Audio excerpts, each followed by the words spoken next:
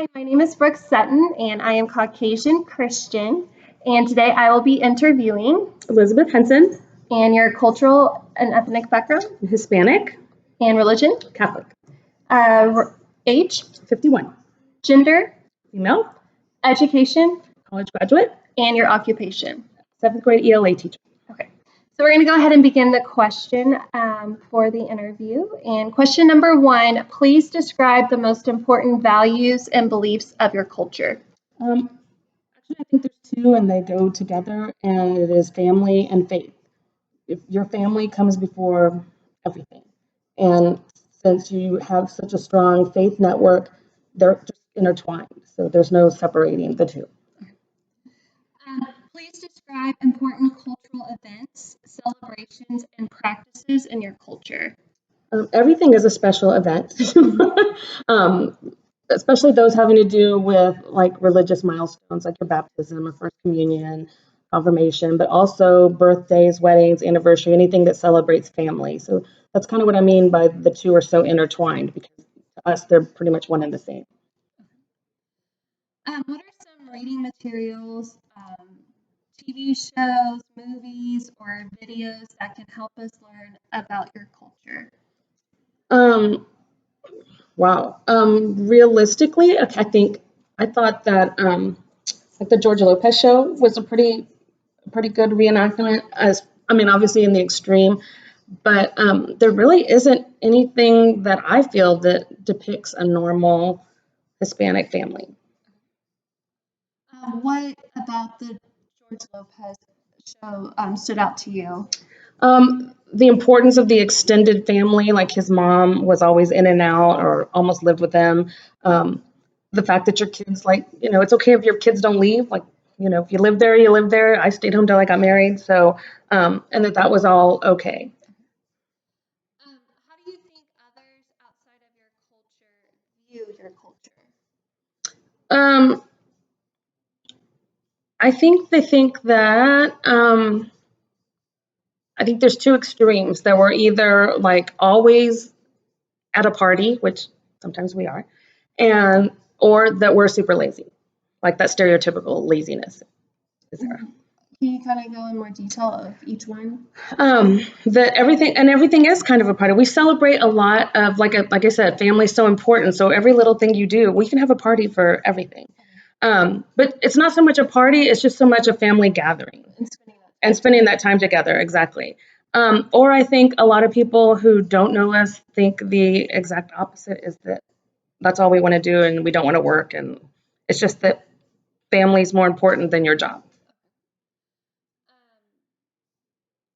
What are the fondest memories you have from your childhood?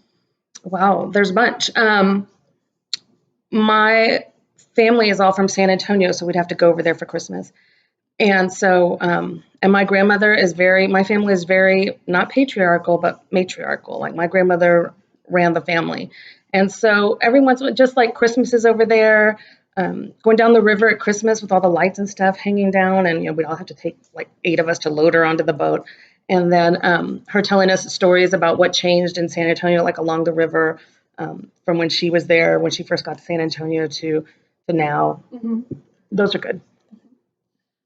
When do you know, like around the time she got to San Antonio? My grandmother came to San Antonio in 1920. No, like 1918. Yeah.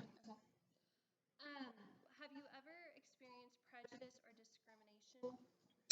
Okay, this is where I told you it was going to sound kind of weird. No, because I didn't grow up in San Antonio. When we moved here, my family had money, so I never lived anywhere but like in Meyerland and around the Galleria. So I think a lot of the discrimination, it wasn't race-based, it was economic-based, and so I wasn't in that lower level, so I never felt.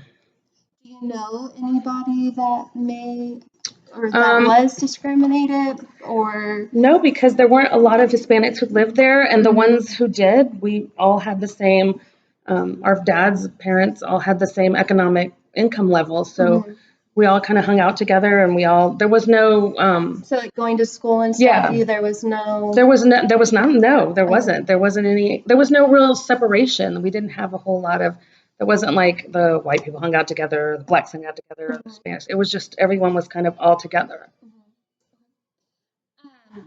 Given what has happened in recent events, what do you think can be done about prejudice and discrimination, in your opinion? I think in any situation, just information, learning about the culture, learning about the situation. I think the more you arm yourself with information, the less you are inclined to be discriminatory.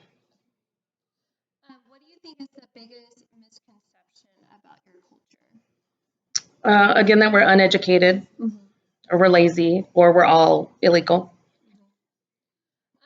As religious, ethnic, and cultural diversity increases in our society, what do you think schools can do to better prepare students to interact with others who are different from themselves?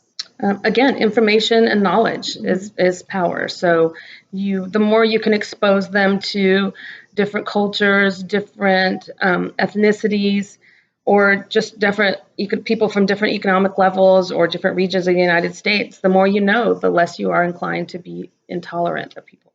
Like, what are some examples that you've done in your own classroom?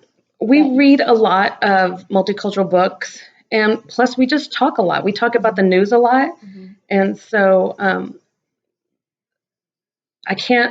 you can't undervalue the importance of class discussion with your kids about current events. Well, that will conclude our interview. Thank you. Thanks.